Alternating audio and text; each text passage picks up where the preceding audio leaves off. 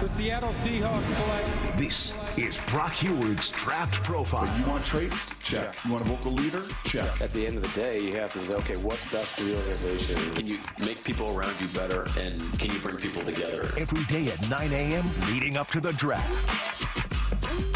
Well, I know I did not preview this guy yet. I may have forgotten that sound from Joel a couple weeks ago with us, but I will not forget the impact that Sione Vaki has made on me over the last couple years. I have had Utah a bunch.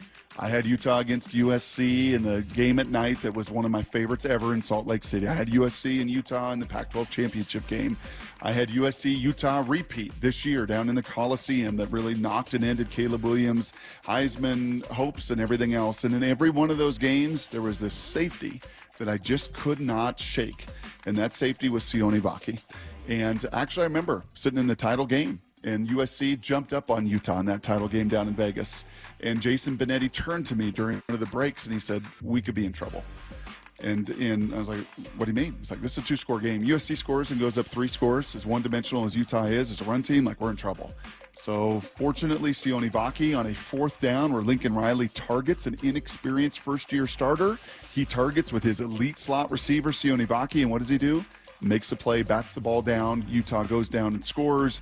That game turns on its head. That was a crucial, crucial play. Fast forward to this year and watch the 5'11", 210-pounder. And he wasn't just a great safety with 51 tackles and 8.5 tackles for loss and 3 sacks, Salk. When Utah got so depleted at running back and they lost player after player after player, Kyle Whittingham went into Andy Ludwig's office and said, okay, we're going to do what we did 10 years ago here. They had a safety, and I think Justin Barnes remembers this guy. His name was Eric Weddle. And when Utah was in the same position all those years ago, they took Eric Weddle and moved him from safety to running back, and he played both. And they did the exact same thing this year with Sione Vaki. And it was about midseason. He started 2 or 3 games at running back. He ran for over 317 yards. He had a 73-yard touchdown run. He caught 11 balls out of the backfield, ran a wheel route for a 50-yard passing touchdown. Why? Why did Kyle Whittingham turn to Sione Vaki? Because that dude is a flat-out baller.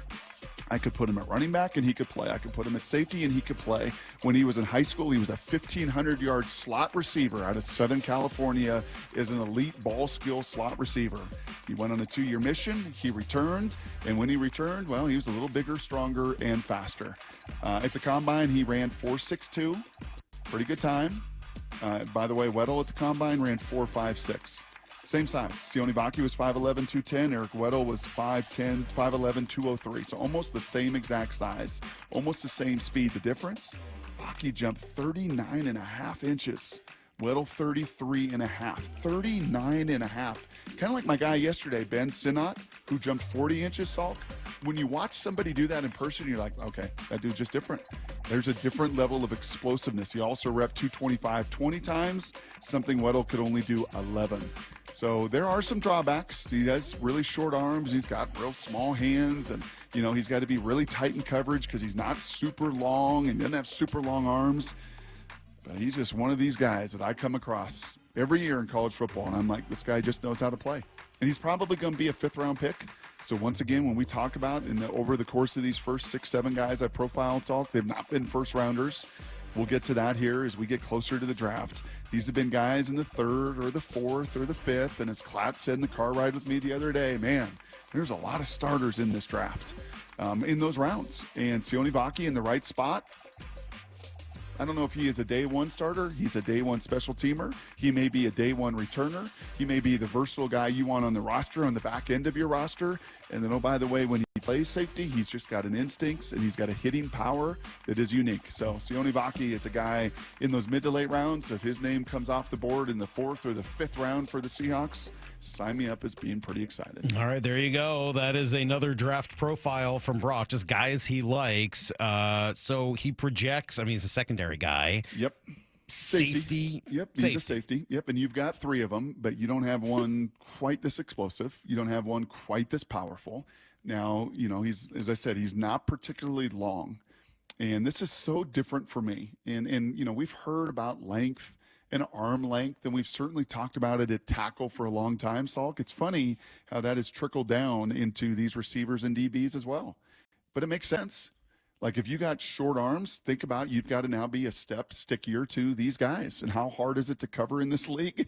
Really hard when you can't put your hands on them and you can't have some of the contact. And there's fast and quick and twitchy as they are in the NFL. So I get it. It feels like nitpicking that he's got such short arms, but you know what? That's a step.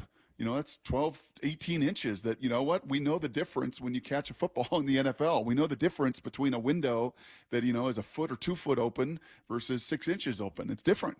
And those little details do matter. So he's gonna fall in this draft because of it. 4.62 is good. It's not elite. It's not great. I'm going to actually profile his partner on the back end of that defense that I think will be a 3rd round safety that also is really, really intriguing to me. But, man, just a football player, and I love those guys, and so does John Schneider.